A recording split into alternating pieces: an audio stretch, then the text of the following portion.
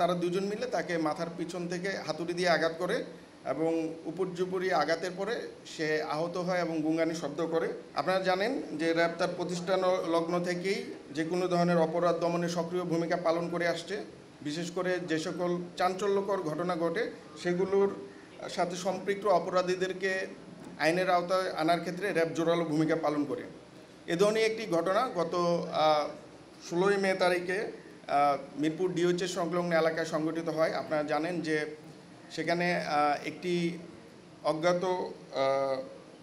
Dead body আমরা পাই এবং পরবর্তীতে আমরা প্রাথমিক যে সকল তথ্য পিউ ভিজিট করে পেয়েছিলাম তার মধ্যে আমরা যেটা পাই যে যেই অজ্ঞাত ব্যক্তির লাশটি ছিল সেটি অজিত মিয়া উর্ফে বাচ্চু নামে একজন সিএনজি ড্রাইভারের এবং তাকে ভারী অথবা ভোঁতা কোনো বস্তু দিয়ে মাথার উপরে আঘাত করে তার মৃত্যু ঘটানো হয় এবং ঘটনাস্থল হতে তার মোবাইল এবং সিএনজি মিসিং ছিল। তো এই ঘটনার পর থেকেই আমাদের র্যাব 4 ছায়া তদন্ত শুরু করে এবং পরবর্তীতে আমরা র্যাব সদর দপ্তর ইন্টেলিজেন্স উইংয়ের সহায়তায় এই ঘটনার সাথে সম্পৃক্ত কয়েকজনকে ঢাকা, কুমিল্লা এবং ব্রাহ্মণবাড়িয়ায় অবস্থান করছে এ ধরনের তথ্য পাই। Walton Washing Machine, simplifying life with hassle-free washing. এবং এই তথ্য পাওয়ার পরে গতকালকে রাতে আমাদের র্যাব 9, র্যাব 4 এবং ঢাকা ইন্টেলিজেন্স উইংয়ের টিম আমরা বিভিন্ন স্থানে অভিযান চালায়ে এই ঘটনার সাথে সম্পৃক্ত 5 জনকে ছিনতাইকৃত যে সিএনজি সেটি সহ উদ্ধার করতে সক্ষম হই।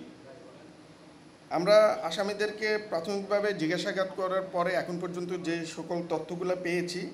তাতে এই ঘটনার সাথে 6 থেকে 7 জনের একটি দল ছিল। এই ঘটনার মূল পরিকল্পনাকারী মুসা, সৌরভ এবং ইয়াসিন, যারা ব্রাহ্মণবাড়িয়াতে গত সপ্তাহে তাদের নানার বাড়িতে একসাথে মিলিত হয় এবং ইতিপূর্বে বিভিন্ন ধরনের ছোটোখাটো চুরি এবং ছিনতাইয়ের সাথে এরা সম্পৃক্ত ছিল। সেখানে তারা পরিকল্পনা করে যে যদি বড় কোনো ধরনের ছিনতাই বা চুরি করা যায় তাহলে বেশ কিছু টাকা পাওয়া যাবে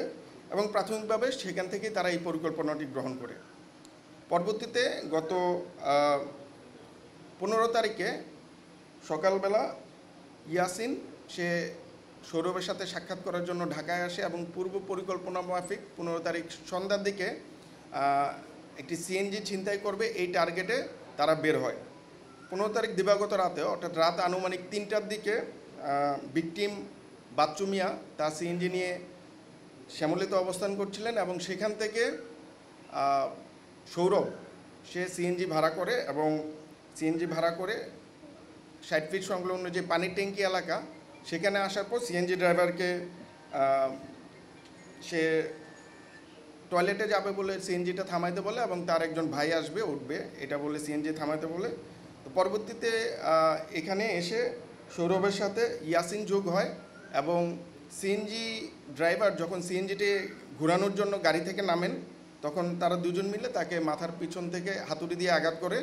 এবং উপর্যুপরি আঘাতের পরে সে আহত হয় এবং গুঙ্গানি শব্দ করে।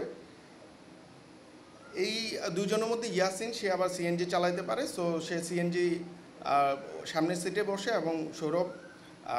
যে ভিকটিম আছে তাকে নিয়ে পিছনে সিটে বসে। পরবর্তীতে মুসা যেই পরিকল্পনার অন্যতম অংশীদার তার পরামর্শে এই ড্রাইভারকে যদি বাঁচাই রাখা হয় সেক্ষেত্রে তারা আইন ঝামেলায় পড়বে এই ধরনের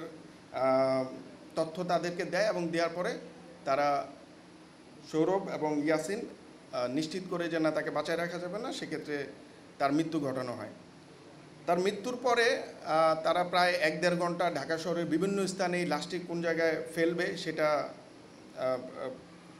রেকি করে কিন্তু কোনো সুইটেবল জায়গা পায় না। পরবর্তীতে আনুমানিক সকাল 4:30টার দিকে মিরপুর ডিএইচএস সংলগ্ন 4 নম্বর গেট এলাকায়, যেটা আপনারা ভিডিও ফুটেজে দেখবেন, যে একটা সিএনজি, এই সিএনজিটা এখানে প্রায় 2 মিনিটের মতো থামে এবং তখন ওরা এই ডেড বডিটা এখানে ফেলে চলে যায়। তো এই চলে যাওয়ার পরে পরদিন সকালবেলা এই যেহেতু সিএনজি রক্তাক্ত ছিল সিএনজিটা সাভারে নিয়ে যায় এবং সাভারে গিয়ে সেটা পরিষ্কার পরিচ্ছন্ন করে 16 তারিখ সন্ধ্যাবেলায় তারা সিএনজিটিকে বিক্রির উদ্দেশ্যে ব্রাহ্মণবাড়িয়ার উদ্দেশ্যে রওনা দেয় এবং এই ক্ষেত্রে তাদের সাথে এসে মুসা যোগদান করে ব্রাহ্মণবাড়িয়া যাওয়ার পরে সিএনজি বিক্রি চক্রের মানে চুরি চক্রের হোতা আলামিন তার দুই সহযোগী দুলাল এবং শাহজালাল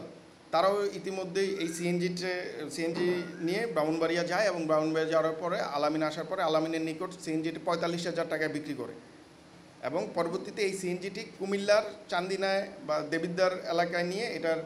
পরিবর্তন এবং পরিমার্জন করে আপনারা দেখতে পাচ্ছেন যে এটাকে চেঞ্জ করা হয়েছে। তো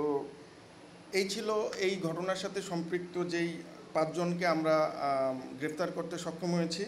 তাদের বিবরণ। ইতিপূর্বে তাদের কয়েকজনের নামে মামলা আছে বলে আমরা জানতে পেরেছি এবং তাদের যে প্যাটার্ন সেই প্যাটার্নে আমরা বুঝতে পারি যে এরা বিভিন্ন চুরি এবং ছিনতাই এই ধরনের কর্মকাণ্ডের সাথে সম্পৃক্ত।